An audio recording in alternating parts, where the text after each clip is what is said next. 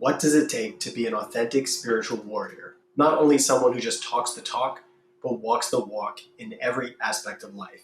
One who maintains the strict discipline to wake up at 4:30 a.m. to get on the yoga mat, followed by reciting mantras, diving deep into meditation, to dedicate one's life to the study of ancient Vedic texts and experiencing perpetual soul growth in going on spiritual retreats to India and Nepal, living in the Amazon jungle to partaking in dieta fasts and plant medicine journeys for months at a time, and then to take all of those sacred teachings and share that wisdom with his students.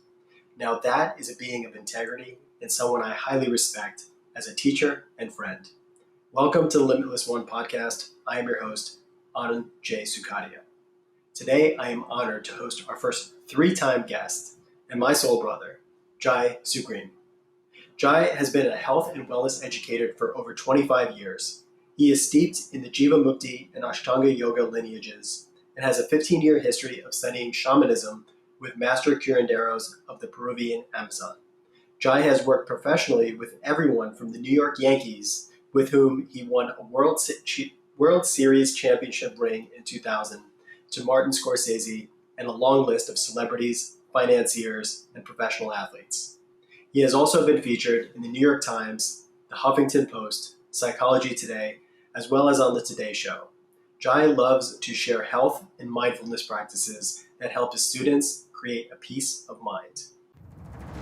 Hi, I'm your host, Anand J. Sukadia, and this is the Limitless One podcast. Join me on this journey as I interview the most inspirational souls who are tapping into their limitless blueprint on a mental, physical, and spiritual level to thrive in uncertain times. If you feel you are so much more than just this body, just this life, and want to tap into your limitless potential, you're in the right place. Here we go, starseeds.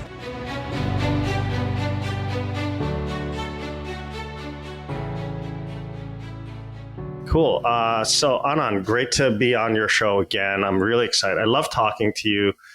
We're resonant with so many different ideas around Vedic culture, and we're expressing it in a super hyper technological modern time where we're becoming a spacefaring civilization. So the vision of the Vedics of you can explore space with your eyes closed or with your eyes open. And they had precise knowledge of the stars and the relationships of the bodies and the sky to each other in precise distances. So somehow without our technology, they had some advanced knowledge. And you and I are getting to experiment through time with these teachings because the teachings stay the same. That's what's fascinating about ancient civilizations is the nature of mind has stayed the same. It flows outwards or it flows inwards. And so the wisdom keepers have figured out techniques for involution of energy.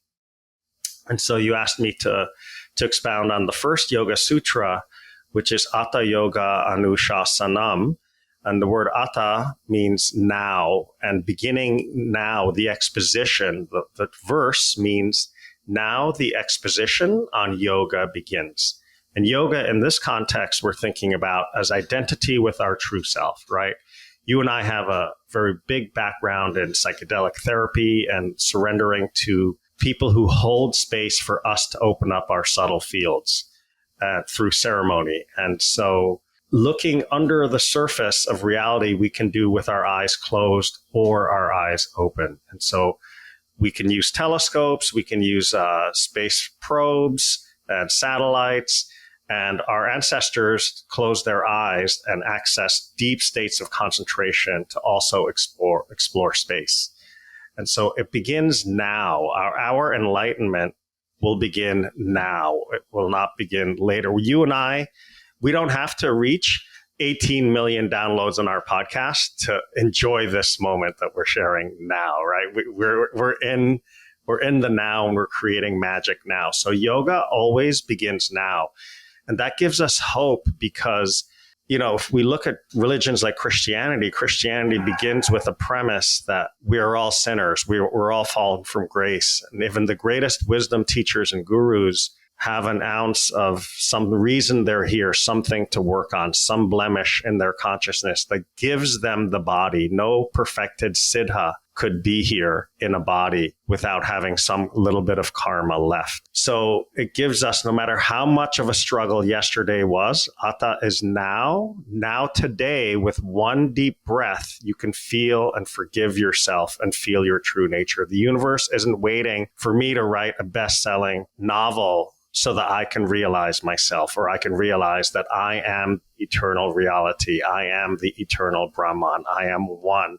You know, some people do that with the toad medicine. They take a high dose of DMT and it concentrates their mind and they go into that oneness of being. For some people, it's ecstatic dance, drumming, fasting. I've had really great experiences with 72-hour water fast, long distance running. There are so many opportunities to get us out of the ordinary state of perception into non-ordinary states. And that's where yogis are interested in. They're interested in changing from one state of consciousness that we use during the day to solve problems to an expanded state of awareness that teaches us that our personalities are just a part of who we are. Jai is a construct upon something much, much, much larger and infinite and interconnected to the other beings. And the more I train my memory by practicing in the now, Atta, the more I can deepen my concentration so that, you know, when I'm not on my mat and I'm moving throughout the day, I can have a memory of who other people are and treat them as an aspect of myself. So yoga begins now. Our podcast begins now. And, you know, moving your mouth and jaw to become resonant with that idea of yoga unfolding now, you know, puts us to be, I believe, that we are a receiver of consciousness and a generator of consciousness. There's two ways that consciousness flows. And so it puts us in a receptive state. And when you say Limitless One podcast, it's like you're not encapsulating one way of being. You have a childhood that's unique to you, and some of your core values have shaped in that childhood. But as a Limitless One, you do not have to stay with only the ideas and patterns you picked up in the first 8 years. You can be variable. And that's where I think the crossover in our work, where we connect, is that we're looking for variable ways of being and exploring possibilities. That's the key, is to put the mind in a possibility frame. Our species is up against the wall right now. But how did we get this far, given that we've overcome ice ages, slavery, wars, constant wars? You know, we're at a time where we can also innovate into the next sort of phase shift that is required. So I'm trying to keep a very happy attitude by living my teaching. And I want to share a story in the next few moments about a near-death experience and the power of death, and to apply these teachings of yoga to our darkest days, and then have the practice carry us through those dark times, and to look over our shoulder when we have healed from that experience and when we have the healing story, to realize it's those hard moments that make us grow the most. You know, I remember the toughest, most challenging things that I've gone through, and it's like the beautiful times come in and go out, and they're not punctuated by the times where I thought I would never make it, but I had faith in the practice and I survived. So Atta Yoga Anushasanam, it blends into Atta Yoga Anushasanam, the two A's combined. Atta Yoga Anushasanam, Atta Yoga Anushasanam. That puts me and you vibrationally into the present moment. May you and I in this conversation, Anand, discover something that we cannot discover left to our own devices with our own sequence of thoughts. May we bounce beauty and good questions to each other to realize more of who we are and anchor that deeper into the back of our brain. So Sutra and Sanskrit. There are many tonal languages that help us with that. Hebrew is one of them. There are some African languages that help us vibrate throughout the whole head and immerse ourselves in sound. And sound is the key to changing frequency and altering our perception. And the beauty of yoga is when you alter your perception, you grab something that was always existing and you download it, but it was always there. And so it opens up the mystery of what else can I access? And the yogi is using their consciousness to access fields of information that are useful. So that, that's how I use sutra and mantra for memory. I believe on a primal level, each being that's in this body, each being in New York City, each being on the planet Earth is remembering their divine nature. And each being is trying to anchor that memory deeply so it helps to refine our sense of ethics. If we know our nature, like when you drink ayahuasca or smoke DMT, the first thing you realize is that, holy cow, I just experienced the oneness of being. And when you come back, you go, there's no way I'm the only one who is, this must be the same experience of Adolf Hitler, of Jeffrey Epstein, of the most kindest people like the Dalai Lama, the most malevolent people like people who profit off of war. This must also be their experience. It's just the greatest obstacle, yoga tells us, is avidya, ignorance of our true self. That if we knew our true self, what Buddhists do when they know their true self is they become a bodhisattva. They turn their life over into service of humankind. And so I believe when I went to the jungle to study shamanism, I came back realizing something about all spiritual practices are training our memory. We're healing our memory. When we forget who we are, it's very easy. You've done it. I've done it. Everyone listening to this show today has acted very selfishly, and that's okay. That's normal in the world when you don't know your nature. But when we have memory of our nature and we slow down to integrate that lesson, compassion dawns, kindness dawns, listening dawns. We get away from these extreme positions that we're easily triggered into extremism and extreme thinking. Yeah. That's beautiful. Thank you for that. I think that when you have that moment, that aha moment of, wow, this soul is limitless. This is not Anand. This is not Jai. This is everything happening all at once. And we are all the same. And then you have a different level of compassion for others, but also for yourself, because you just realize you just tried to do the best that you could at every moment with the experience and the knowledge that you had. And you have the ability and the opportunity through some of those dark times, like you talked about in life. I really believe that some of the darkest times in my life were the biggest blessings. And when you're in it, obviously it doesn't feel like that. But every single time it's made me grow exponentially. After my dad died when I was the age of 27, I had to really dig in and become a man, through some of my hardest breakups.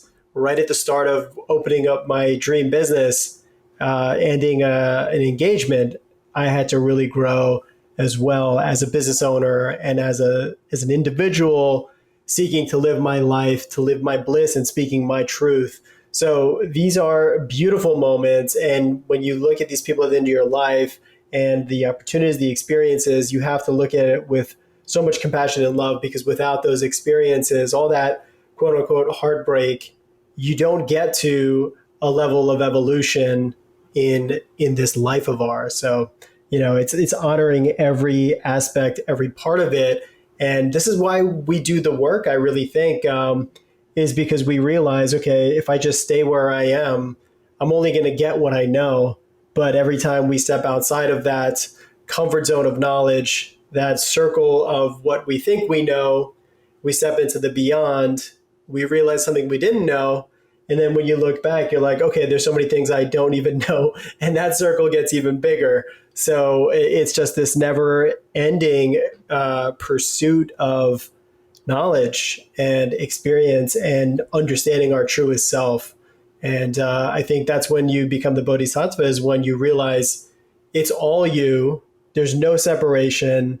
and it's all happening in one infinite present moment. There's no such thing as time. Yeah.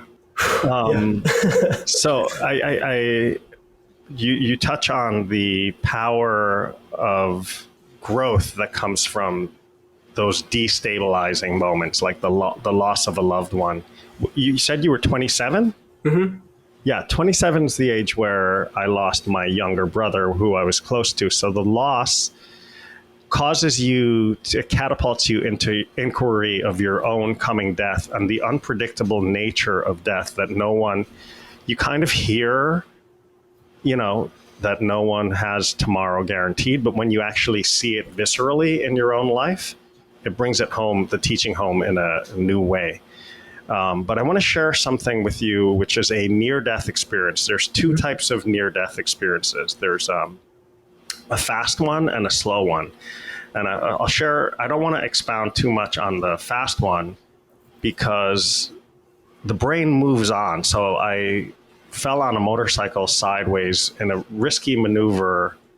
It was three people in a row riding in India, and a truck was cutting us off. And we were 1, 2, 3 on motorcycles, and the first two made it okay, and I barely made it, but had touched my brakes on some sand and slid sideways. And it was the only day I burned my whole left arm, but I didn't have a brain injury, and I shook it off. I got up. It was the only day on a 21-day trip that I used a helmet because it was so hot. We were trying to leave the monsoon in South India and riding through to the Himalayas in the north. And so the trauma and the shock, the brain sort of says, that was a close call, but you contextualize it. You go, that was one of my 9 lives. I got lucky. Not today, Jai. You move on, right? It's a shock. You go on. Then I had a different type of near-death experience where I had to battle a life-threatening illness. I was in silence in the jungle in Peru for 28 days, and I was bitten by an insect while I was on retreat, drinking ayahuasca for 28 days. I drank 8 times in the month. I got bit by an insect on that trip, and nothing showed up on my body, nothing at all. And after the retreat was over, 2 months later, back in New York City, on January 1st, a zit shows up on my shin, and that zit continues to grow in a perfect concentric circle outwards to a rather large, several inch diameter hole in my shin, and I start experiencing tissue necrosis. I had contacted a pathogen called Leishmaniasis, which is a protozoa that enters the cells and the blood, breaks the cells and replicates and keeps the process going. So it infects 3 levels. There's 3 types of infections. One is mucosal, one is cutaneous, and one's visceral. The one that I had is the mucosal. So it traveled from my shin into the face. And the reason this was a slow near-death experience was, in a lot of Vedic teachings, and there are meditations in Tantra and Buddhism on the decaying body. And you'll hear some people that get into hardcore Vedanta and will start to refer to the body. They try to renounce their body. It's a type of extreme practice that positions you in the one true eternal Brahman mantra, the position that I am God, I am the one.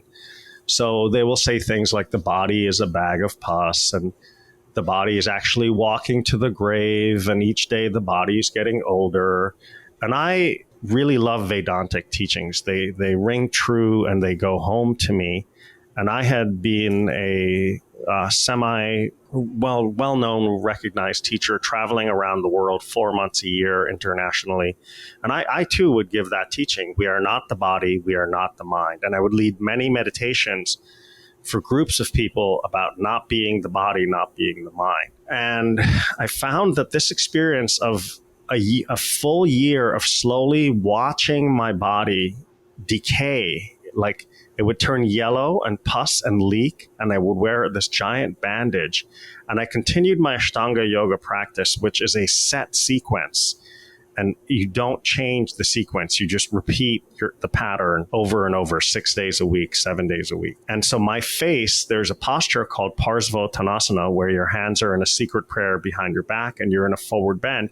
But my nose would be right inside of where that bandage is. And I would actually, on a daily basis, be smelling my own decaying flesh.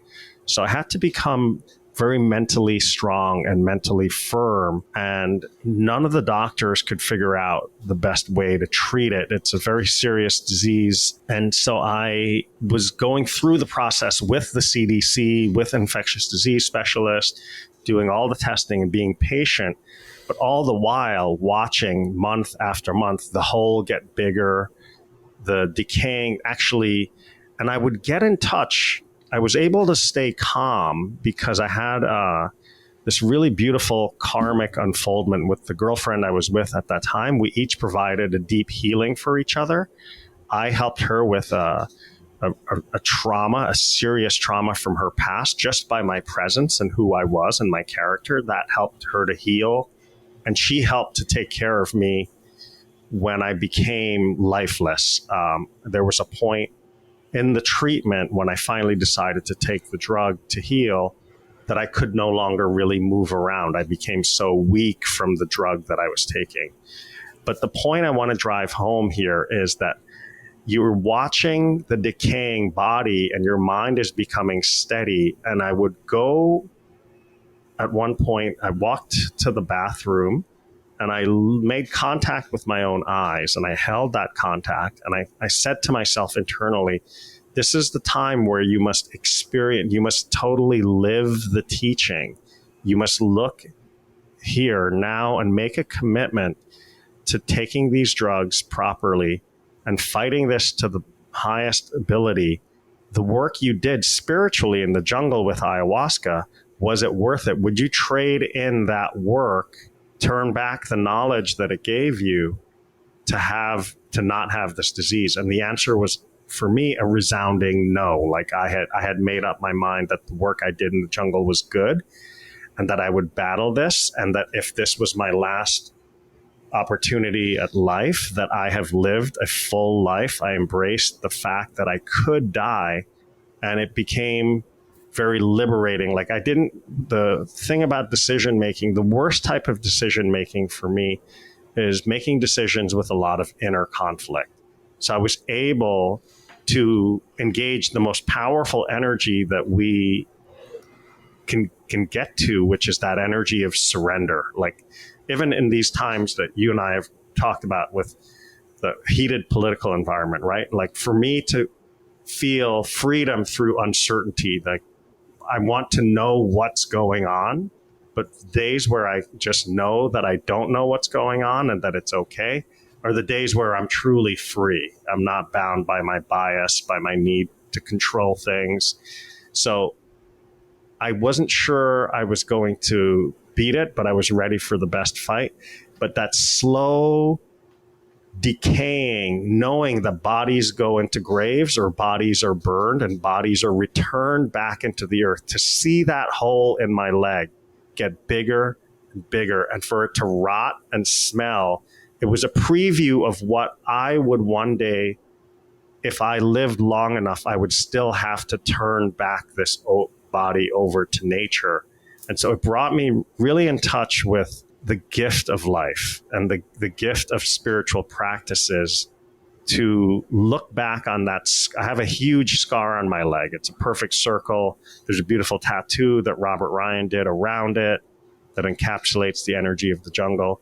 But to look at that scar and go, that happened, but I don't identify with it. I identify with the fact that my discipline, my love for yoga helped me to traverse that darkness of like, you might die at the peak of your life. You're only 38 years old and you might have to surrender the body. There are so many more experiences you wish to have that you may not have.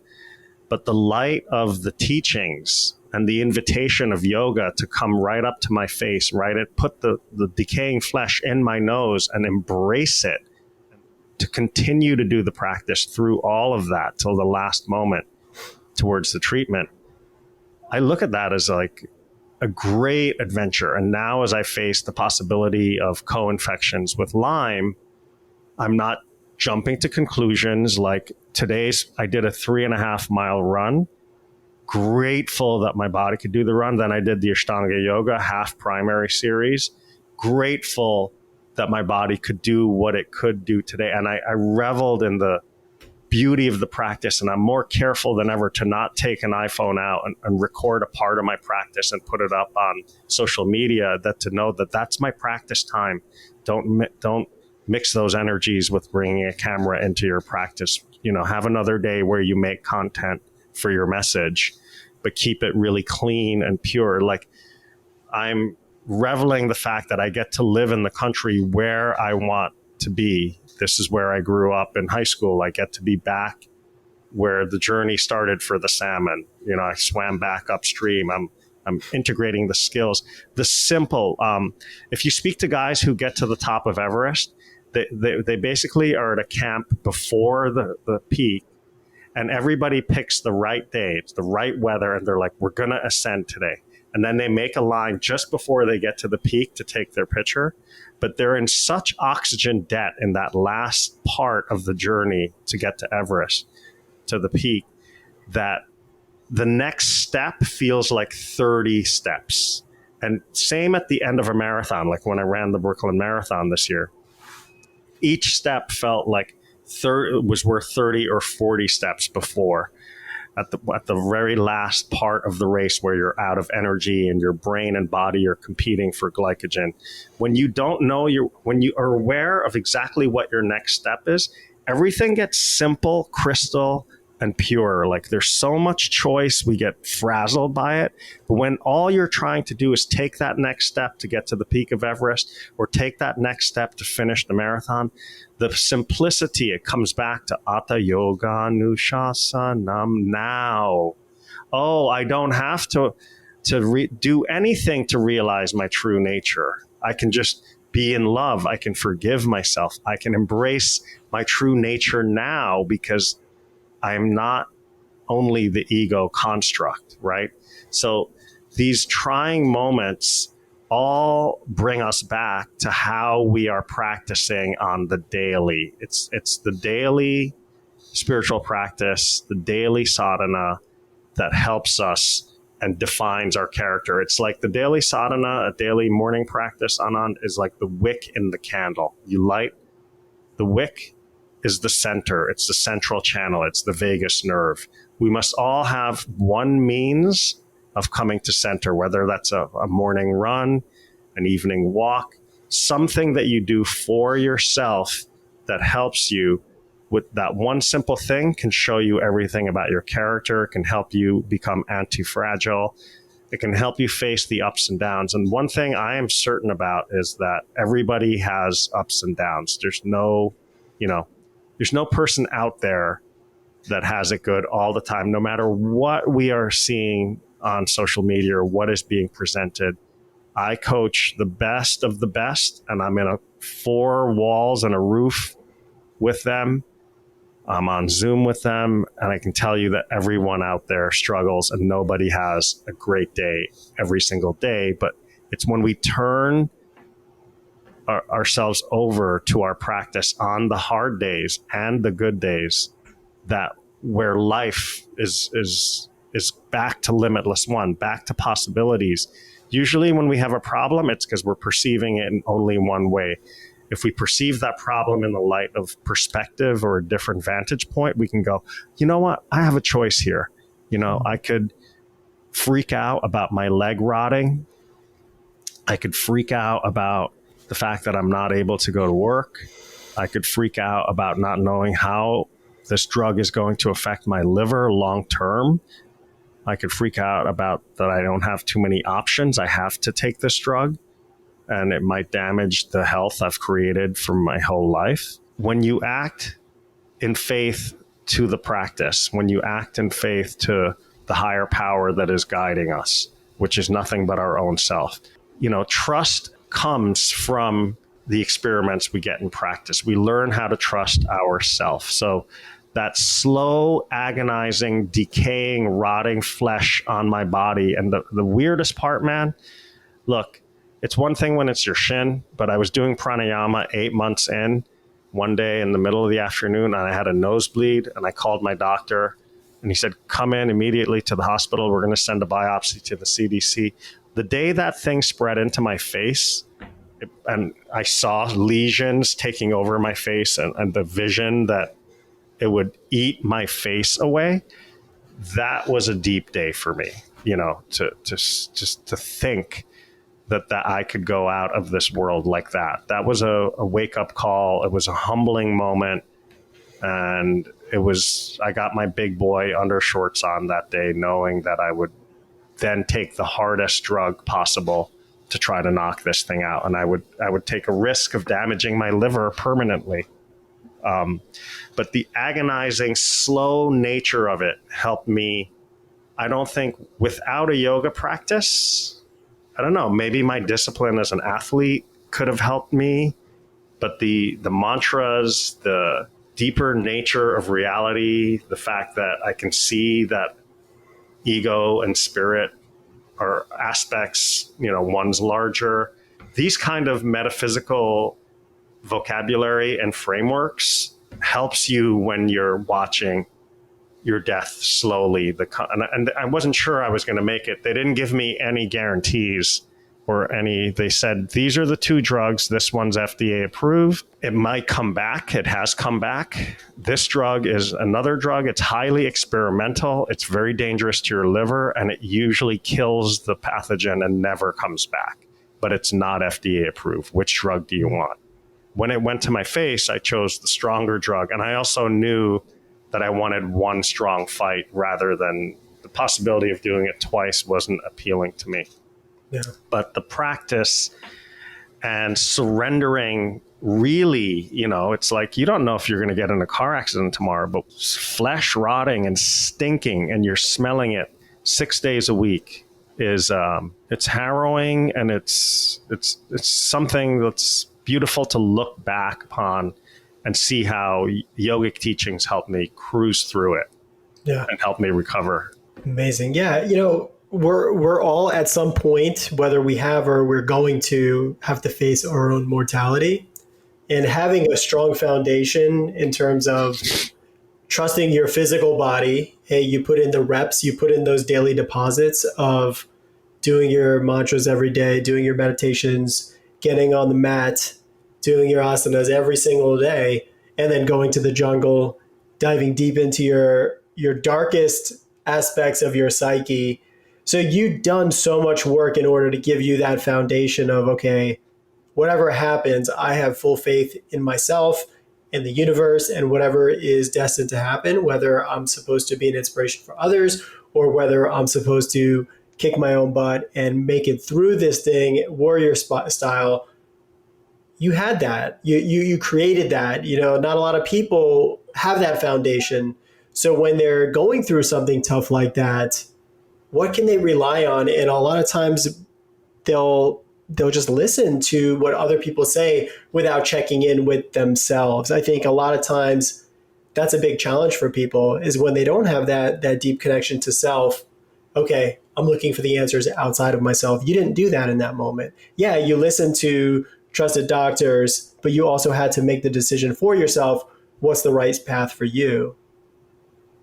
Yeah, I think we have to, at this moment in history, ask, how do we know that something is right knowledge? Okay, there's different ways of attaining knowledge. And one of the weird ways throughout history that we've become accustomed to is by the testimony of a wise man or woman. So another sage, someone external to us who has a tops down sort of dissemination of knowledge. So being in front of the priest or the shaman or the Pope blessing your child, a top down spirituality. I think in this time of I believe this is going to sound ironic, but I believe we're living through a massively, supremely religious time. There's a religiosity in the air to the way we examine, and some of the most religious people are the atheists. And you can see this in the way they share their politics. They have a religious fervor to their expression of themselves. And I would argue this is because religion, we have an inherent need for religious experience. And all of the temples, many of the temples of the past, will have rooms. If you look very closely to the temples in Turkey and India and the Indus Valley, you'll find rooms for the curation and preparation of plants, seeds, and brews that mitigate altered states of consciousness. So that book this book you got me to read here, the Krishna in the Sky with Diamonds, is a look at a very old concept of the divine vision. You know, can we handle the vision of reality when it's actually given to us? And this is why the Kabbalists used to only allow study after age 40. And when roles were specialized, that was even more limited to males after age 40, because women were in the tribe helping to raise the children. And so it was very limited. And all of this is being opened up at this time where bottoms down movements are where it's at. When you decentralize technologies like the printing press, you know, back in 1900, a tea guy picking tea leaves in the south of India would know who the queen is because she had a poster of herself put out in the village, and you can go, oh, that's the queen. Now we have Instagram. We can publish and print and broadcast our thoughts all over the world in a matter of seconds, right? So the effort to know, if you have yogis get by on their own effort. Yoga says, I am interested. It's not only interested in religion. Yoga's kind of giving you the belief in God is optional. If you look deeply into book 1 of the Yoga Sutras, it's about concentration. And religion, belief in God is useful. Chanting God's name, Ishvara, Pranidhanadi, you know, the devotion to God, is optional. But the effort we make, okay, the yogi's concerned with their own effort and religious experience.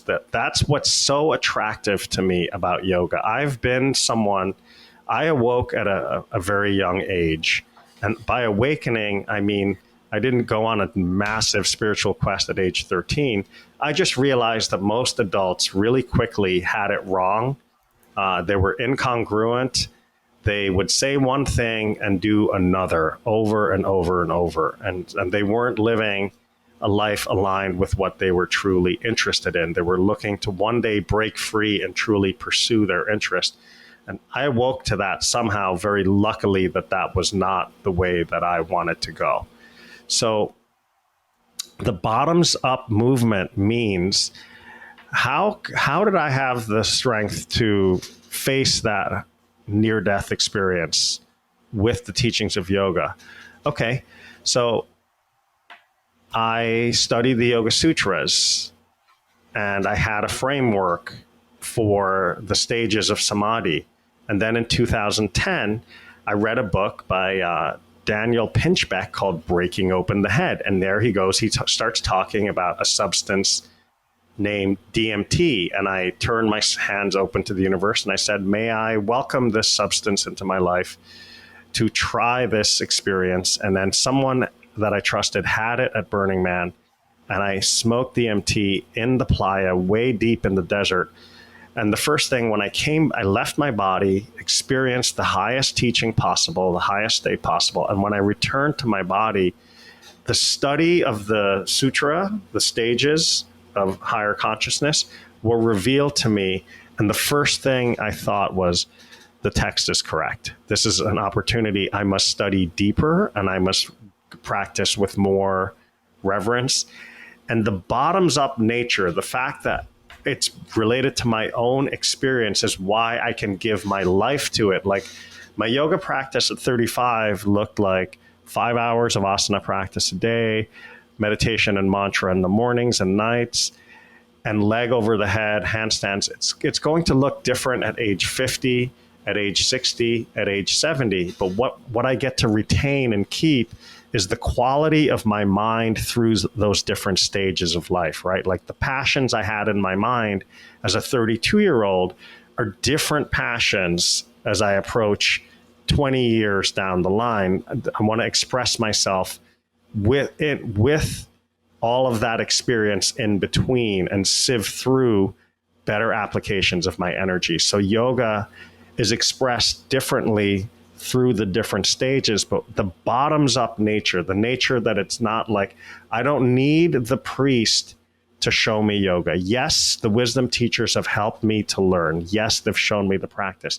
But what do I trust over and over and over again is how it flowers in my life, how it flowers in my consciousness. Like the beauty of today's practice for me, preparing for this podcast, getting in state. Like I wanted to run and I wanted to do yoga and I wanted to align body, mind, and spirit. And I give hours to this experience of just this alignment to the, I think beauty is a good reason to do something. The temples are built for beauty. And Bali, they say, if you can't build it better than nature, don't build it. If you can't make it as beautiful as nature, don't make a strip mall. If you can't make it beautiful like nature, if you can't have it curve and wind and mimic the forms of nature, right? Nature is beautiful. The fruits that we're meant to eat are beautiful so they could draw our eye to them. And beauty, I am astounded that I have a bigger, slower, goofier, neurologically depleted body, but yoga is still beautiful. I don't have as many beautiful asanas I can do anymore. But the practice could bring me to tears. It's so poetic. It's so gorgeous internally. Like what I'm going through on my mat, even though I can do less stuff because I have a 47-year-old body, not a 27-year-old body, and it's past its peak performance. It won't be as fast as possible. It won't recover as quickly as it did before. It doesn't have infinite strength and control like it did before. But the practice of yoga, like what yoga is the community I've built around me in upstate New York in the last year. It's how all of my neighbors and I are connected. It's how we stand around the fire a few times a month and share stories. It's how a farm gets together and brings all of the local farmers in for donation-based yoga, and that we are threaded as a community. That's what yoga is becoming. It's becoming, for me, to create as clear a space that transmit the signal of someone's true nature. It's not about what I have to achieve next or the next rung on my achievement ladder, or my rung of success. Like, I'm really intrigued with everything I've studied. Can it help this woman whose left side is paralyzed? Can I work with all of her doctors and her neurologists to bring her body back to life before it's too late? I'm working with someone who has misdiagnosed a stroke, and they waited way too long to treat her properly, and half her body is shut down. And I'm intrigued to be part of the team of people bringing her back to life, or helping to give her a chance to reclaim her life, which she is a shadow of herself. Can these teachings, can mantra through sound, can a daily walk, can manipulation, can body work, can breath work, can, in conjunction with modern science, bring this woman back to life and give her freedom? Like that's what yoga is becoming. It's starting to express itself. So to have something that's so poetic that you'll perceive it differently at 28, 38, 48, 58, 68. And what I feel like I'm discovering is not cornering reality and cornering truth. I look at it as I'm discovering new mental models or new relative truths. Like my hormones have changed. So I'm expressing myself in ways that are much more gentle. And whereas like when I was in my late 20s, I would express myself much more aggressively about a goal. Like I'd be more linear and more didactic and more knocking things down in order and using more willpower. And here, as someone approaching 50, I would use my capacity to manifest. I would be more like receiving what I needed to do next. And that is when you have these things like illness and this, I've been infected with Lyme again recently, is illness causes you to slow down almost always. It makes you into that guy or gal on the top of Everest, just trying to take their next step. It makes everything clear again. It gets your life in order again. It's all these what ifs, like what if I have to be bedridden? What if my nerves get damaged? Like what if I can't find the right expert? No. You surrender to now. You've done the treatment up to this point. You don't know what's next. And you take it moment to moment. So the bottoms down movement is, for people listening, is wouldn't it be nice to be able to close your eyes and trust and hear the answer in your body on your chakra line and know that your body through the universe is giving you a yes to move forward in this relationship or a no to move back? A yes, should I take this job? Or no, I can do better on the marketplace. To have a way to also trust yourself, you cannot get that. Some people are born with it. I believe a few people are, but most of us can develop that from this bottom down. I believe in effort, and that's the value. I love the value of people who get by on their own effort, their own discipline, and that learn to trust themselves. And I admire people that live in their own sort of world and create a life around their interest. I tend to gravitate to these people. I study them and I model them because, again, at a young age, I didn't trust adults. Adults seem to imprison themselves constantly. And I awoke to the work of Mike Csikszentmihalyi as a junior in college, the grandfather of flow states. And what I discovered studying flow states was that if you are lucky enough to structure a life around your interests, that you should do it. If you can make a living doing something you love, like that's going to have the greatest impact on your long-term happiness when you get to your deathbed. Is if you have been waiting to make money to then trade that in to pursue your interests later, I think that's a huge, huge risk. So these bottoms up, effort-driven approaches to life where knowledge is experiential knowledge. Like, God, do you have God experience? Someone that has God experience, I can trust, it builds trust for me. When someone could do no yoga asanas, but they could be a disciplined marathon runner. I know that person knows their own soul. I trust a marathon runner immediately because I know how dark the last 10K of a marathon can be. You have to push yourself, lead yourself. You have to have faith that you're not going to collapse at the next step. And you have to, only the soul, the light of the soul carries you through that kind of darkness. So when someone is in a room and they say, I've run a marathon, I go, oh yeah, I turn and I go, I want to talk to that person. I want to see what makes them tick. I want to see what motivates them on days where they're tired or days where they're having a difficult life experience. How do they get through that? So bottoms up spiritual movements really are what I'm about. And those are really trustworthy places. We can all fall prey to a guru who is drunk with power. That's happened over and over and over again. Again, gurus are imperfect beings. They have unresolved karma, some of which can be very heavy to get involved with. But trusting your practice on good and bad days, that is the sauce. That is the most beautiful thing. And trusting a practice through decades of your life, finding something that you love that you know you're going to be doing at your last day. Like I do think about things like retirement, and I'm like, even if I was totally retired, I would still teach yoga. I would teach the senior yoga to the fellow 80-year-olds in the rec center, you know, like it's so beautiful how it's applied at different stages and with more life experience, how it gets increasingly beautiful, and instead of increasingly boring, it gets more and more beautiful. Yeah.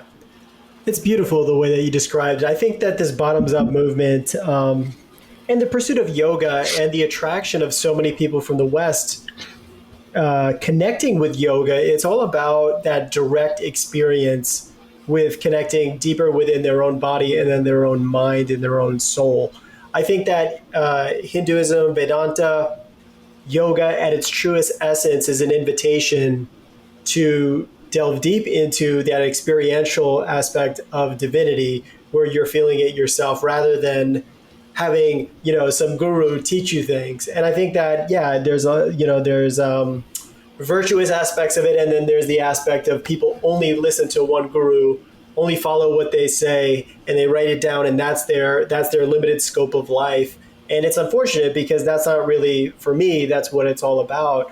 I think that, having experience like you did with DMT and being able to peek behind the curtain, it only encouraged you further into your practice of meditation, into doing yoga, because you know that it speaks to your highest truth. For me, taking ayahuasca at the age of, I think it was 33, and all the work that I did in self-development and meditation and spirituality, I understand it from a conceptual, intellectual level, maybe a little bit of emotional. But once you're able to experience that on a spiritual level and having a knowing, okay, this is what divinity is to me. It is me. This is who I am. This is why I came here. And I'm just, going to learn as much as I can and kind of laugh through life and to just enjoy the moment. And things are going to happen, but realizing, I'm plugged into something that's way deeper than just this experience. I think that a lot of times when people have blind faith in whether it's a politician, and I know nowadays so many people are just blindly they don't even know who this person is outside of the portrayal of them on the TV screen, but yet they're willing to give up friendships, family, employment, all of these things over what somebody they look up to, their perception of what they are, rather than realizing who they truly are. That's with politics. That's with, spiritual gurus. That's why, cult leaders, they're always proved out to be these scam artists, because they're basically draining human energy from the person that doesn't have that connection that's rooted in their own self. So they're finding these impressionable people. And I think these days, and we talk about it on the phone and, I talk about it with a lot of people, is like, young kids are so impressionable, but when you completely change their version of reality, and there's only a few people holding all the puppet strings to tell you what reality is, then you're going to fall for it if you don't have that deep-rooted practice in yourself and knowing that you hold your truth, not somebody else. Yeah, I want to explore a concept with you here. I think this is a portal into something profound and really deep about experiential knowledge, which is the thread we're on. But have you ever thought about why our ancestors discovered the oneness of being, the true nature of reality, using psychedelics, but then they heed this warning and they say, no, the slow and steady path is the way. Sadhana is the path. Mantra is the path. Japa, uninterrupted meditation, asana, yama, niyama. They give you a means for disciplining yourself on the slow and steady path. And they warn against. Book 4 of the Yoga Sutras comes back with a complete acknowledgement that plants can give you full knowledge of enlightenment, but you should be cautious about this. So I have thought about why, because I reflected on my use of psychedelics. I was very lucky in hindsight. I know many people who flirted with psychedelics at 13, 14, 15, awoke, encapsulated, they have good, meaningful lives, but I didn't use psychedelics till I was 26. And I think this had the benefit of something incredible, which is I had already established discipline at that age, and my brain was fully formed. The prefrontal cortex was developed. So my capacity I approached psychedelics from a reasoning perspective of like, well, what are the risks? What are the benefits?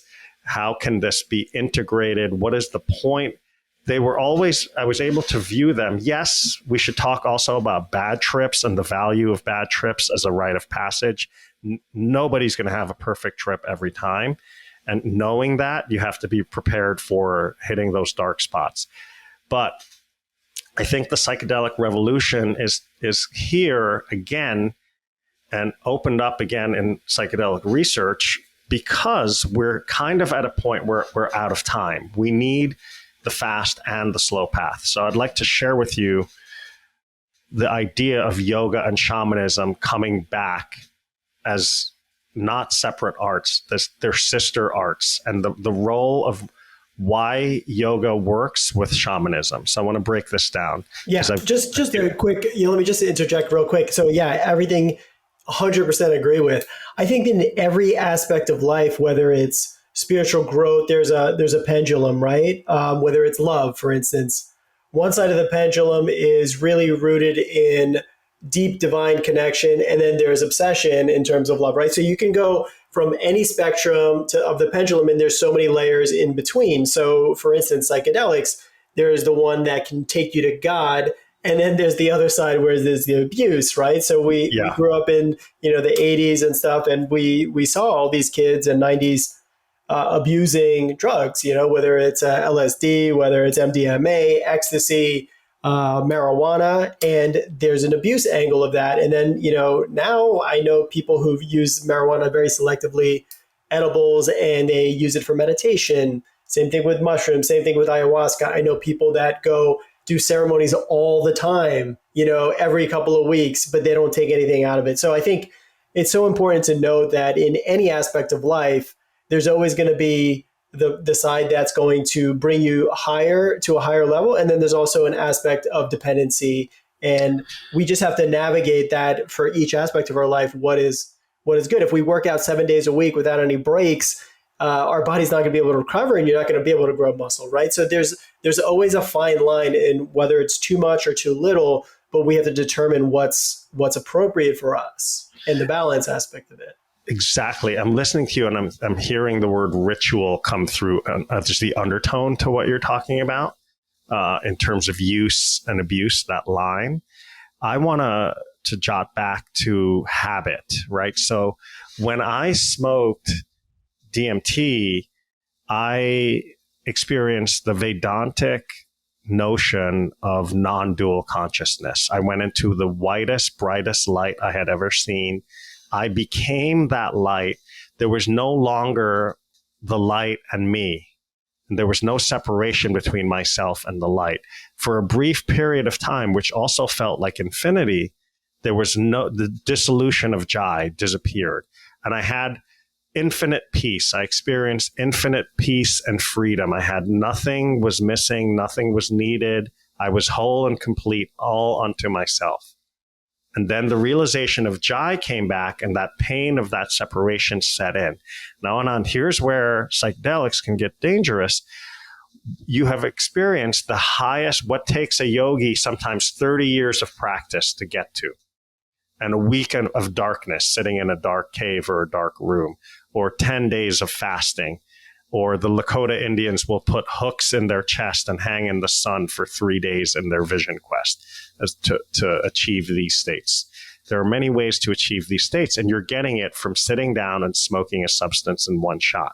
Now, when you return to your body, if you return back to your house and you, let's say, have an addiction to cigarettes or pornography or the news cycle, and all of the memories that trigger off those behaviors start going off, it leads to frustration knowing that you are the infinite consciousness, but you're still with these crappy habits. So I look at shamanism, which is the DMT, the ayahuasca, the LSD, the cannabis, as fast path, and must be combined with the slow and steady path, which addresses habit. So habit is waking up every morning before the phone turns on and doing your mindfulness practice, whatever that mindfulness practice is cleaning your mind. You need something to address who you are becoming in the arc of a 10-year habitual pattern. So what are your patterns? Can you change your patterns by creating healthy habits? So a yoga practice gives us a way to take care of our body, clean our mind, integrate ourselves as spirit before we go out and negotiate with the day. So I believe we need the slow and steady path, which helps with habit. And sometimes we combine that with these visionary experiences like an LSD journey, a psilocybin journey, where you really get to delete the trash in your mind. You get to go way beneath the surface, a past trauma, recontextualize that story, reshape that story in an empowering way so it affects your future positively.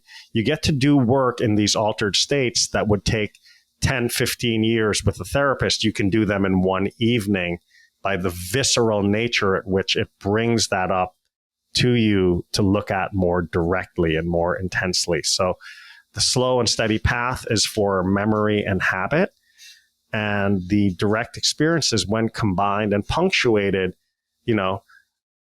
a few times a year, you may do an ayahuasca journey or an LSD trip, but you take time to integrate what you've learned.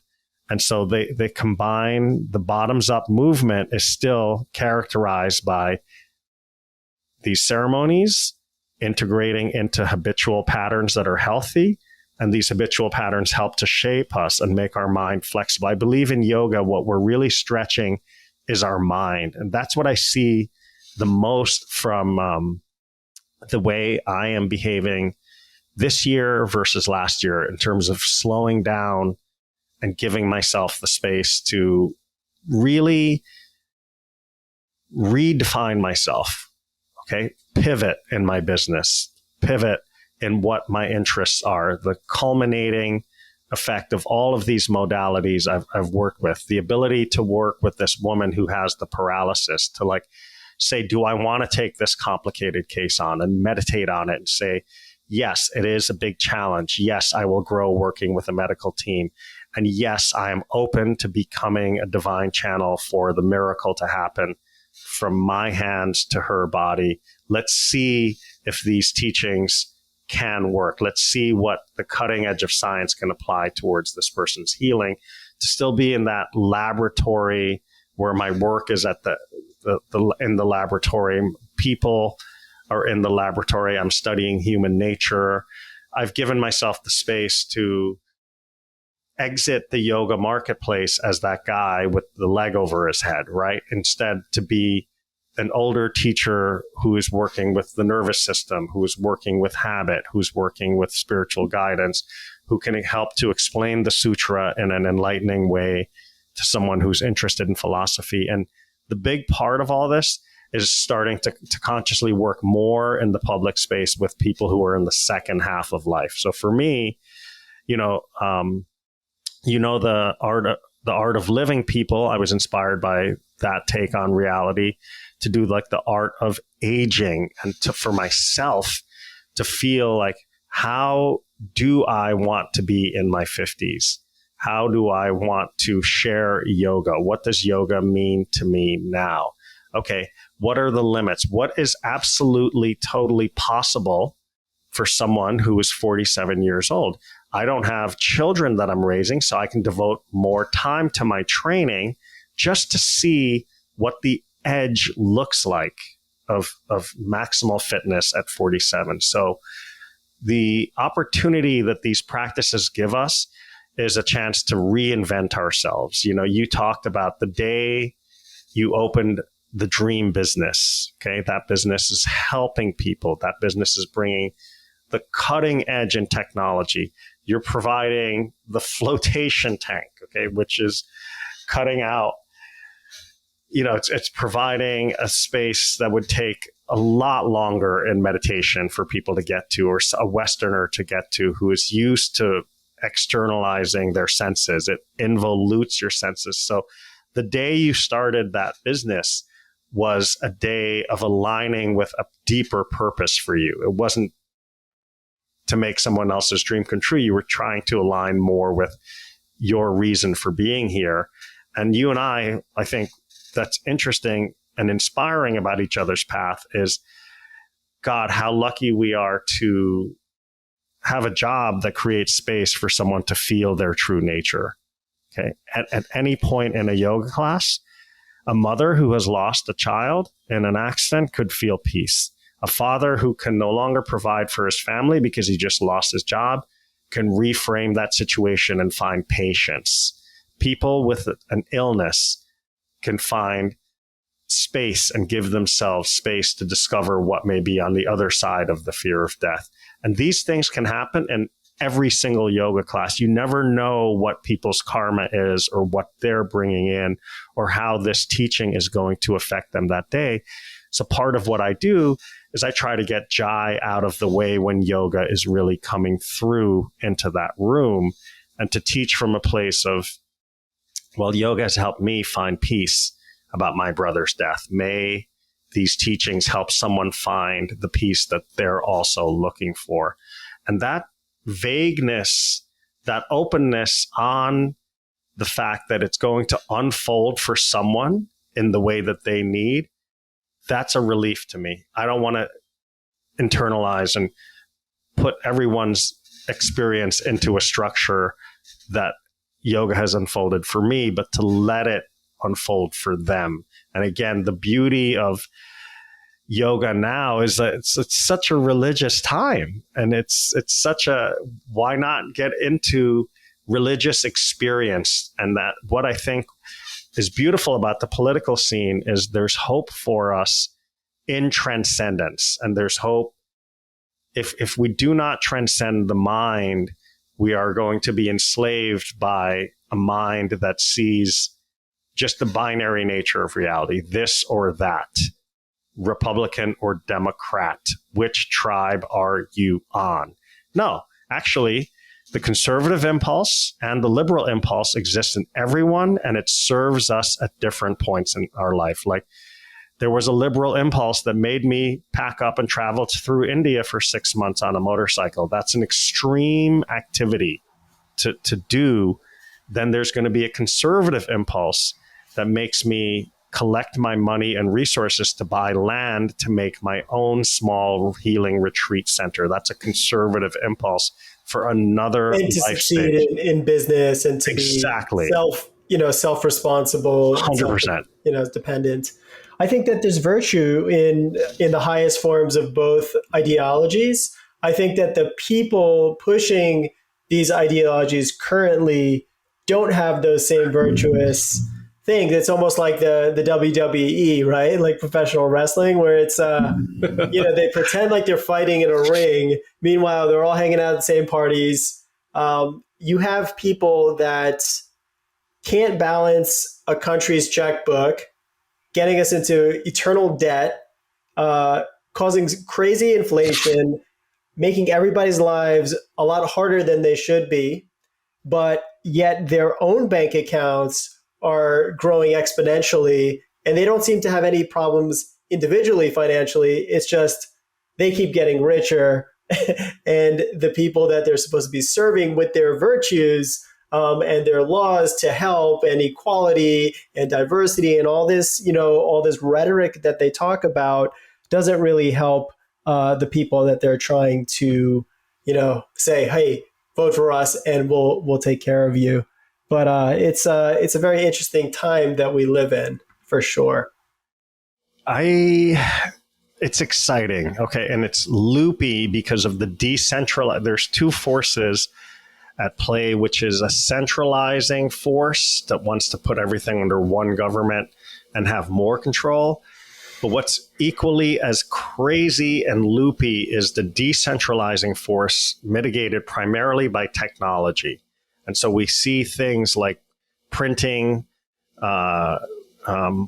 new forms of currencies, everyone like you and I have our own shows. This would not be possible 20 years ago. It would not be easy to just put this show together and be creative. We're in a subscriber economy where part of my income comes from Patreon and subscribers to my frequency and my teachings and the way I'm sharing yoga. They help to sustain me. So we're seeing things shift massively. And I think what each person on the spiritual path realizes is they have an awakening. What an awakening is wisdom of another path, another frequency, another way of being. When we look through history, we can see that unconventional warfare is at least 2,000 years old. There are Sanskrit texts on the art of warfare. Sun Tzu wrote about unconventional warfare and the art of war. And what happens through time is the war gets more and more sophisticated. It's almost archaic to think that bombs drop first. Where the war is, sophisticated wars go in the war of ideas, the attack on meaning. If you would like, one of the key principles through time is to get the enemy to weaken itself. So some enemy of this state is invested in dissent. And the easiest way to program people are on these screens that you and I are all on. And we're getting ideas. It's easier to program dissent, the division. Yeah. Division. And so when you become aware of that, I saw myself sucking into that reality in 2021. And I became a little radicalized and angry, especially my line in the sand were mandates. And so I totally got radicalized around, I had this really intense conspiracy theory that it was the beginning of the end, that if we agreed to the mandates and we'd never be able to back out of any other drugs that would be put to our bodies for whatever reason. I thought taking people's choice away was very intense. And that caused me to leak a lot of energy. It caused me to reside in anger. It caused me to block being the best yoga teacher I could be. It stopped me from developing and deepening my competence. And when those mandates went away, I got back into my own lane. I got back into spending most of my time around yogic pursuits, staying out of the news cycle. So for each person, we have a line in the sand that makes us feel stifled. And it's like, for some people, it's like if a robber comes into your house, into your kitchen, you would respond in a primal way, right? So that was me with my back up against the wall, but I prefer to not be in those places and instead focus my energy on Wednesday night's yoga class. Okay, I have a Wednesday night yoga class. I have a Saturday 10 a.m. 90-minute yoga class. By planning and executing the best yoga class possible, I'm helping to shift the vibration of the world back to what we said earlier, which is transcendence. If you can get people to transcend the limitations of their mind and ego, that is helping the vibration to shift. So I had a tough call to make of well, I think I should stay out of politics because whenever I get involved in that, I polarize 50% of the population.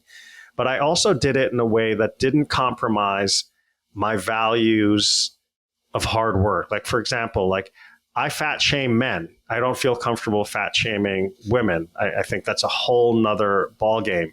But a 30-year-old man that is way obese and not working out, if shame will get him into action and catalyze a positive shift, and I think it would, I'm comfortable going there. Even though I'm a yoga teacher, I don't think we should support, for example, rampant obesity. I think we should support. Yeah, it's being lionized right now in their bodies. Yeah, it's today. Healthy. And, however your body is today, love that body.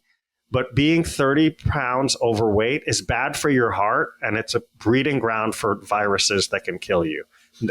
Full stop. It's just scientific as can be. So love obesity your body. in no way is Right. healthy for you. So there's no way I can get behind that. Yeah. So what I'm pointing out is that I don't have to sacrifice my value. I don't have to create content about this. But if someone were to ask me about the body positivity movement, that is the way I would approach it. I would approach it to that we all need a healthy body composition, and that can vary from person to person. And you don't have to fit yourself to be a skinny twig or to be a Victoria's Secret supermodel. You don't have to do that. But again, that's the pendulum, right? It's like on the other side, it's probably not very healthy either to not be able to eat and get the right nutrients and whatnot. But the body positivity is about loving yourself enough to care about your health and do the right things for yourself, and not just, take that excuse of, oh, this is the way I am, this is genetics. Because there's the genetic side in this environment, and then there's our decisions. I think where I'm heading is that these great ideas can be hijacked by people that have amassed an asymmetry in power that are invested in dissent. So they're not really interested. The people that we call our leaders are not really interested in equality. They're not interested in human rights, but they can hijack that movement for human rights if it furthers and consolidates their power and wealth. And quite frankly, that's all that I see going on, is the consolidation of power and wealth while we continue to argue about equality. And so I think these ideas are good, that we should treat our bodies well, we should accept our bodies as they are. But our personal effort, we can't get away from the fact that if I were asked how should we educate our children, we should educate them about their bodies, about wellness, about prevention, about yoga, about the power of a deep breath to process energy, not accepting the unhealthy lifestyles that we're seeing some people encourage, as though these are great social movements.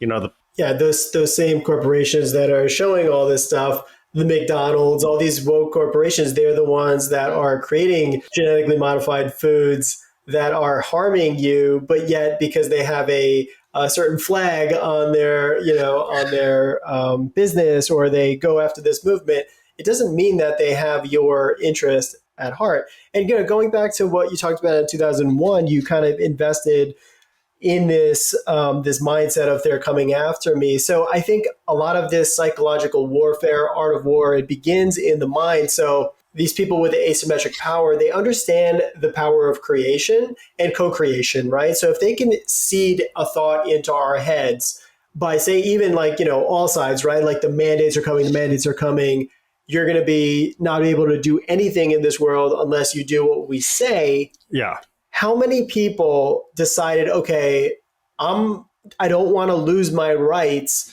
I'm going to take something, right?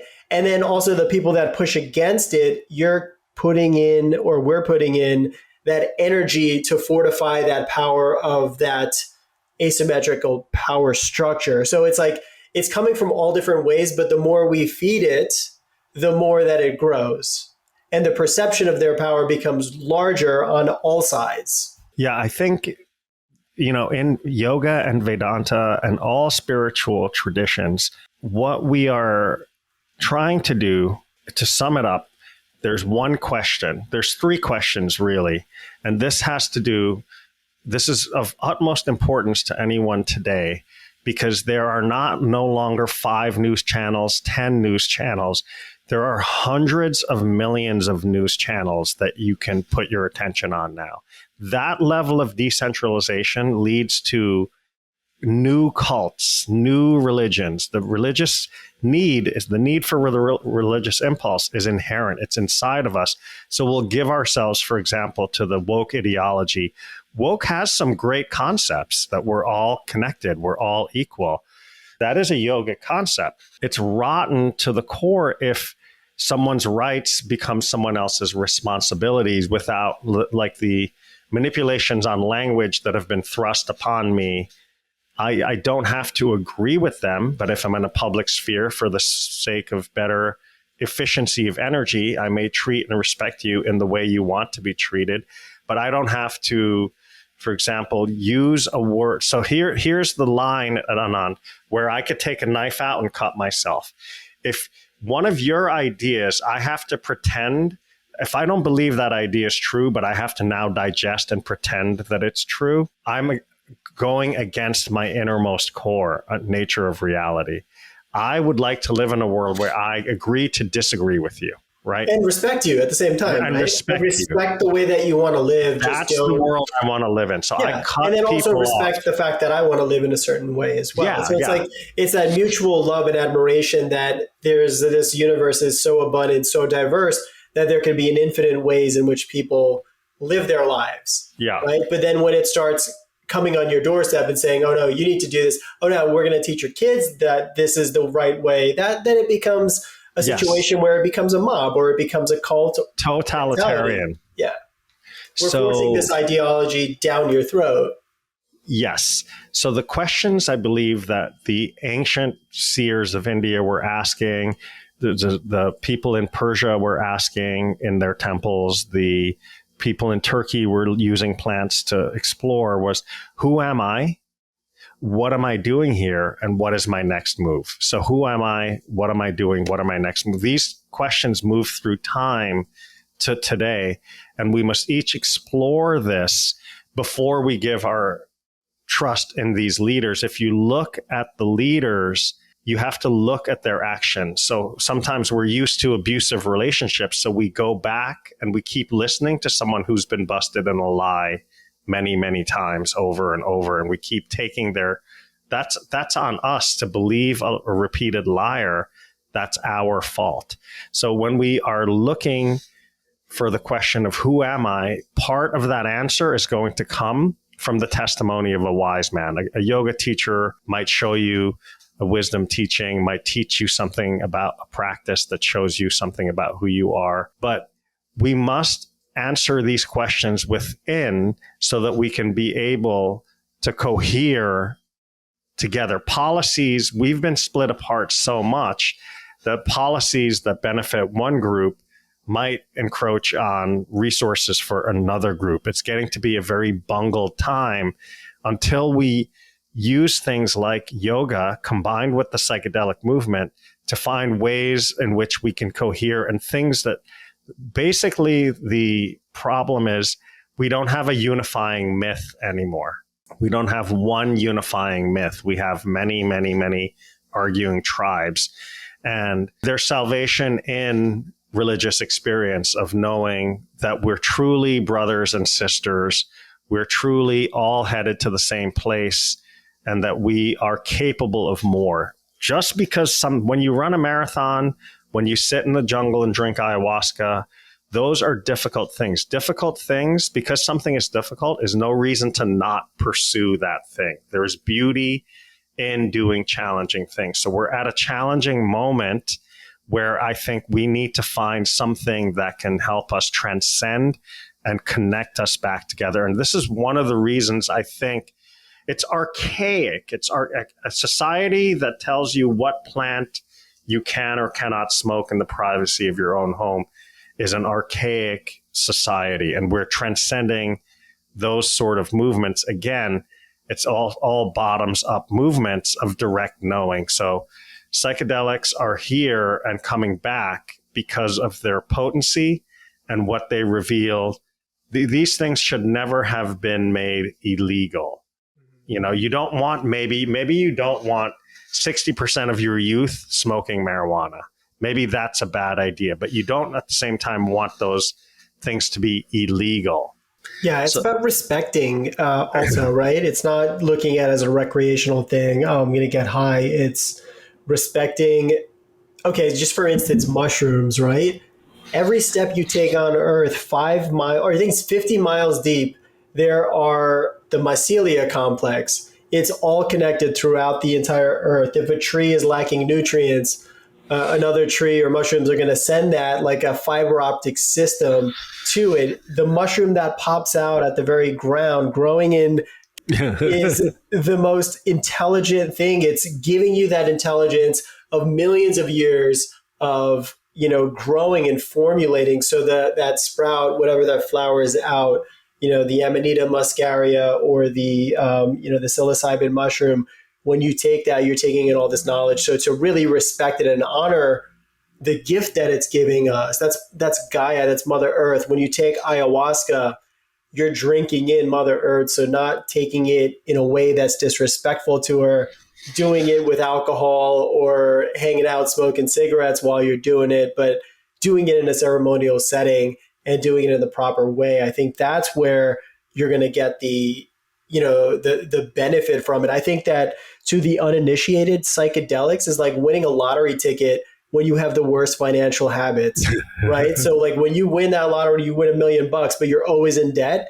You think that $1 million is going to get you out of debt? You're going to continue to get into worse debt. So that's the financial temperature thermostat that you're setting is you're in debt. So whatever, you give somebody $50 million, they're going to end up in that same way, just in a deeper hole. So same thing with psychedelics. If you're not in a good place mentally, physically, spiritually, you take psychedelics. That's why people have really dark trips, is because they're not honoring the medicine. They're not doing it in the right setting, but also they're not in the right mind frame to get into that proper setting where it's going to take them to ascension versus into lower frequencies. Yeah, a dark psychedelic trip is equivalent to doing a 15-mile run without being prepared. It's disgusting. At a certain point, your body gets so acidic. At a certain point, you go, why did I do this? At a certain point, you hear, I should quit. At a certain point, you're like, I'm not going to make it. This is impossible. And then at another point, you hear a voice comes in. The only way out is through, and you'll become stronger when you finish this. And when you finish that 15-mile run, you're now capable of something that you weren't before. You have an adaptive response. You build more blood. You build more capillaries. You have more mental threshold. Your lactic acid threshold is higher. The level of which you fatigue has been staved off. So dark psychedelic journeys are full of information, and they are a rite of passage. They're the same exact thing as, again, a tough 15-mile run where you're setting a new threshold. So not everything can be perfect. Like all of my trips have not been beautiful. I've seen intragenerational trauma. I've seen darkness and the human condition. I've seen so much sadness. I've seen entities that are not, peace-loving beings. But all of it has added up to refine and shape my character. And you have to take the good with the bad as that rite of passage. And as when you're on psychedelics, you sometimes explore the collective psyche, the potentials of the human mind. Alexander Solzhenitsyn said, the capacity for good and evil runs through the heart of each man or woman, that we each have that capacity to be good or evil. It's a personal choice. It's out in the universe, but it's at the atomic level, and each being has that choice. And what these teachings of yoga bring me back to is it's about the way we treat ourselves and the way we treat each other. It's about a sense of personal ethics. Do I clean my body? Do I nourish my body? Does it get the sleep? Does it get what it needs? And then how do I treat the community around me, these people that come to yoga classes, my neighbors, my partner? All of these relationships are just mirrors through which we get to see how we are. We get to see who we are becoming. So the good, the bad, and the ugly are part of the human journey. I think we should sort and seek for more beauty and more discipline, but all of it is all good. It comes back to what we started with, Atha. This moment, Anand, is perfect. And all of the darkness you've been through, all of the mishaps, all of the beauty, all of the good, all of it brought you to now. And what do we know about now is that it's eternal. This year I'm going to go back to my lane. There's great power in minding my own business. There's great power in serving. Like, I would not have built the community around me with these farmers, my neighbors, the people at the studios I work with. Like, I would not be established in upstate New York if I was a part of the political back and forth with left and right and the latest argument and listening to Joe Biden as if he's worthy of leading me or he's an ethical, good man. Like, Why would I give my attention away to that? I'd much rather get secondhand news cycle. I overhear what people are talking about, or someone will say, did you hear about what so-and-so did? And I then tune into it after I've tuned in to my sadhana, the things I need to do for my health, the things I need to do to prepare my classes, to prepare the podcast. Like, where do we are living through a time where it is of utmost importance where we place our awareness and our attention, because that's what's going to bring back the beauty of life to us, or we're going to give it away and someone could rape the mind and take our resources, because where we put our attention on, that is what grows. And my attention, honestly, since contacting this Lyme, has been on just gratitude. And I can't tell you, I'm in ecstasy. I leave my phone down when I go to the bathroom. I don't eat with a YouTube video anymore. I walk the dog around the stunning sunsets, pink sky, yellow sky, orange sky, and I'm able to take it in for myself. This is happening for me and the dog to enjoy. It doesn't need to be on my Instagram story. I again, with my practice, I don't record my practice. I'm just really appreciative of where I am, and that I don't need to accomplish something major tomorrow to feel the bliss of my true self, that I can feel it moment to moment to moment. And that is, again, the gift of the darkness. That is the gift of, you could get sick again. You could go into the microbial pathogenic world and battle tick-borne illness after battling jungle-borne, mosquito-borne illness. You're now faced with the second potential. But what am I in? I'm in absolute psychological, biochemical ecstasy. And it's stunning that you could be in that state in what is like a trying time where I have to call different doctors, talk to your buddy Mike, download the information, dig for myself, approach an MD with my homework done so that I can have the right conversation and not just get prescribed more drugs that I may or may not need. Like, the fact that I'm in ecstasy when I could be falling apart is a feature of knowing my next step. And my next step is you could die tomorrow. Enjoy the moment. Atha yoga anushasanam. Okay. Now yoga begins after I get off on this call with you. Yoga begins when I wake up tomorrow. Yoga begins when I lace up my running shoes. Yoga begins when I arrive 20 minutes before my class to warm up the room, connect with the room, knowing that someone could become enlightened today. There's so much magic if we get out of our habitual patterns of our mind and just look at life as a chance to co-create. So life is constantly giving us feedback. And what a wise person does is a wise person takes their experience and they use it as a sieve. They will go, oh, I just turned 40. I'm at the halfway point in life. Okay, maybe it's not all everybody else's fault. Maybe I should look at myself and see what new traits I want to develop. What traits do I want to let go of? So life is an opportunity to grow from our experiences. What a profound yet simple concept of being in the now. That's where the creational energy, this podcast it's about finding the limitless potential within us. And where does that start? It starts in every single second. We have the opportunity to choose where we're directing our energy. So it's so important for us to decide what we want in life. What kind of world do we want to create? And then focus that energy, harness that power that we have, that magic, into this particular moment. And the more moments you could create like that, that's the direction of your life. If you're spending 5 minutes in gratitude and then forget about that and then go and have a fight with your girlfriend or argue with your family, it doesn't bring you back to the now. It keeps you in the past or keeping us with our triggers. Where are we identifying? It has to be in what we want to create. So that's how we change our future, is doing the things now, planting those seeds to create a future of our dreams and our imagination. And that's why this life is so beautiful. And I'm finding it so much now that I'm seeing so much more abundance in my life is because of the psychology that I carry, the emotional energy and charge that I carry. I wake up every single day with so much gratitude, and not just saying gratitude, but like feeling it, like almost being driven to tears every single day on how freaking happy I am. That's where it is.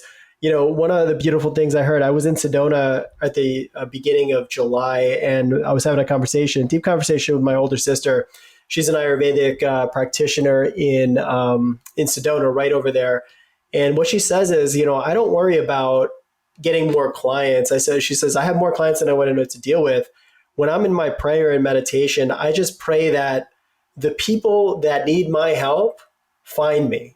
And she says, that's all that happens in her life is the exact people that can benefit from her services are the ones reaching out to her, coming from all over the world to sit in front of her where she can embark her knowledge and her skill set towards. And I think that's really a microcosm for life, is like the people that you need, just pray that the right people come into your life.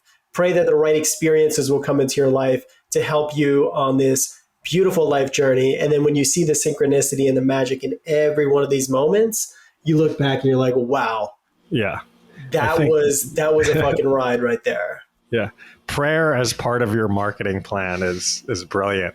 But I want to, as we tie things together, I want to iterate something interesting, is to not get away from the darkness, right? Like, I learned from the theater when I was younger to honor and feel what you need to feel and you need to go through, but to not be attached to those things. So when we have a shadow moment or a dark moment in life, to acknowledge it and to experience it and to be a slave to your mind. Let your mind get the most of you in the moment, knowing that this too shall pass, that all things move and change into their opposite if you stay with them long enough. So someone listening to this should not in any way mistakenly think my life is like light and love all the time. My life is magical from beginning to end because I'm a magician. I play with the energy of magic, mantra, manifestation, speech, thought becoming things. So I'm a magician, but I have many dark moments. I have moments of doubt. I have moments of temptations with my lower drive. I have moments of blind selfishness. I have moments where I say the wrong thing at the wrong time and it just comes out terribly. And I have to forgive myself for those things. I have moments where I've acted inappropriately in front of my teachers and I've had to backpedal and cover my tracks. Those moments all add up and they're part of the tapestry of life. And to come back to your practice with the good, the bad, and the ugly. Through my practice, I've seen stuff in my family lineage that haunts the sins of those that have passed the genome to me. I have suffered and had to clean away some of those tendencies that I have inherited. Those are dark moments, and a deep spiritual practice will take you into the darkness, but it's worth traversing that path. It's what makes me compassionate to share this practice more than ever is the darkness that it helps us traverse. The deepest fears. I acted in fear in 2021. I fear chaos. I fear defunding the police. I don't want to live in a world without police. That freaks me out because I know what bad men and women are capable of without a governing body, a force that creates order. So I played into all of my fears, but they all led me to this year, to being a better man this year. But I needed those fears to be triggered with the extreme nature of the political game. And I accept that it doesn't have to be perfect. And I accept that I'm discovering new relative truths. So someone listening shouldn't think yoga, meditation, it's all perfect. It can be very, very challenging, but therein lies the beauty, is to make it through the darkness. And those are the kind of students and yogis I'm building, are strong people, not ones who are just pursuing are unrealistically aware that there is only light. There is not only light. There are lots of shadows and edges to our experience. There can't be only light. No, it's impossible. If God is everything, it's the entire gambit of darkness all the way to light, all the way down from the Hitlers and the Jeffrey Epsteins and all that whole circle going back to divinity. It is all within this experience. So you have to understand the darkest of the dark in order to experience the lightest of the light. But again, walking through our own trials and tribulations, that's part of this soul journey, and to embrace it and have so much compassion and love for yourself for all the hard shit that we've had to go through. And, we're standing here with smiles on our faces. That doesn't mean that we're, walking into the sunset like, a movie where you think, okay, the couple's going to live together forever and be happy. No, it's like every single day there's challenges that all of us are going to face. But it's holding that perspective and realizing that we are spiritual beings having a human experience, and to embrace every challenge, because look, we're still standing here.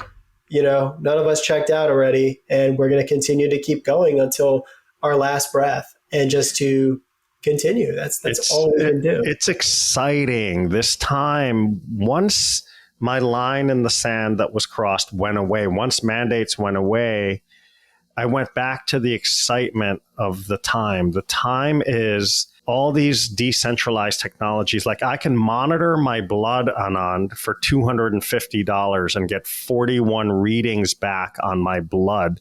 For a $250 test, I can learn how my endocrine system is working. I can learn what condition my prostate is in. I can learn what foods are more appropriate for my body from one test. The fact that this is in our hands is insane. Like, we are going into outer space. We're colonizing other bodies.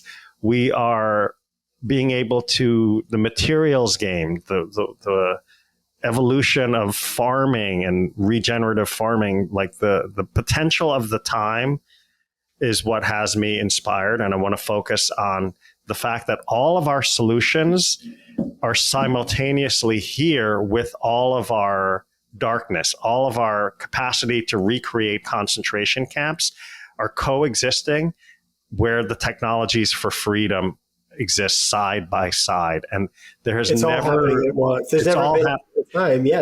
been a better, more opportune time for us to go, guys, it's up to us. It's up to us. It's what we choose. We can't let a small handful of psychopathic, sociopathic people determine the future for all of us, while we argue over things that are less relevant than things that are more relevant. And so that is what awakening is. Awakening is awakening to our personal divinity and our collective divinity and our potential. Like, if our scientists drink ayahuasca, what might they discover in group ceremony and problem solving and nonlinear thinking, and what could the plant teach them about scientific discoveries that they're working on? Politicians too. Politicians too. So I think there's only two sides of an argument, and there's not a million things in the middle that can unite. And it's funny how, the most, I would say, like the hot topics, there's never any compromise or understanding of nuance. There's so many different angles or, collaborations that can happen within all of that, but it's always one side against the other. Oh, you're the worst. But there's never an attempt. But do you think we're in a phase shift as a species? Like, I do. So explain that to me. Yeah. So I really think that what you're talking about is like everything is available to us. Where my belief right now, and the ancient sages talks about this for a long time, is that we were entering the Age of Kali Yuga, which is the destruction of all Maya, all illusion. And every single day, the things that are happening are so flagrant, and they're happening on a daily basis. And one of those things 10 years ago would have been the story of the entire year. But every single day, as corruption and hypocrisy and all that stuff is in our face, all this beautiful new creation is happening. So when I was in Sedona, I just finished a hike, and Kate and I were just sitting on the top of a mountain, just meditating, just feeling that beautiful vortex energy of Sedona. And I actually felt like I was being pulled into a tornado, and I was being shown that time as this particular age of man was created, it started going slow, and technology was moving slowly and slowly and slowly, and there had to be quicker and quicker things happening in order that all this technology to come. And now we're entering a point where it's going so fast. We're like right where before, say, like a drain, all that water drips down. It's like we're at the very precipice because it's moving so fast, everything all at once. And at some point, very soon, we're going to hit a boom point where everything from that old system gets destroyed, and then there will be a new vortex created just in the opposite direction. So one's going this way, the other one's starting up quick, and then it's going to start slowing down and creating a new world. And we can't discount the power of our own creational energy, because when we start living our purpose, like you and I talk about it all the time, like for us to make a living in wellness and helping people and doing things from our heart space, and look at all the businesses that close down, but we get to continue to survive, and people who are living their purpose, what a blessing that is, right? Yeah. We're living in true integrity in what we want to do. And, we still have a roof over our heads and we have food to eat. So it's really like we're taking care of, the people in our lives, our girlfriends who support us, our family, our beautiful pets that love us. Like we are protected in every direction. So there's nothing that can harm us in terms of the way we live our life and the mission we're here for. But now as this new world gets created, the people that are living from their heart space, we're here to show everyone else that it's possible. You don't have to be in a job that you don't love to do. You don't have to do things just to please other people because they're on a hierarchy of you. Everyone, it's a reset. And there can be a reset where, we go in the direction of like what the globalists want, with the Great Reset, where nobody owns anything and, they get all the power, or we can create a new world that's artistic and creative and love-based and sharing-based and all these things, because we live in an abundant planet. They say we're going to have a water shortage. They're finding oceans underneath the crust of our existing oceans that are even bigger than, our current oceans. And these are all freshwater. So it's like the more resources we think we're lacking, the more that get provided for us. But it's just really understanding that, we don't live in a world of lack. And every time somebody tries to sell you on scarcity, there's an agenda behind it, because it makes what their resources that they own and control are more valuable. So anyway, like going back on this story, it's about this new time of creation. So we get to reinvent ourselves in any direction that we want to do. And the more in integrity you are with yourself and your purpose, and people know, and they see it, they understand the authenticity. So when you're living your authentic self, you will find the people that you need to in your tribe. If you're not attracting the right people in your life, it always starts, let's look in the mirror. What needs to change? How do I need to live more authentically? And then the right people will come in. But it's an amazing time, and there's going to be a lot of changes. With respect to recreation, like you're saying, and reinventing yourself, I think what's important also is we have, in a short 10-year window, become removed from getting our sense of identity through a small group of people that know our character. Historically, we, like when my friendship with you, which has blossomed during the pandemic, ironically, is that I value you. I value your opinion, your way of thinking, and your rationalism.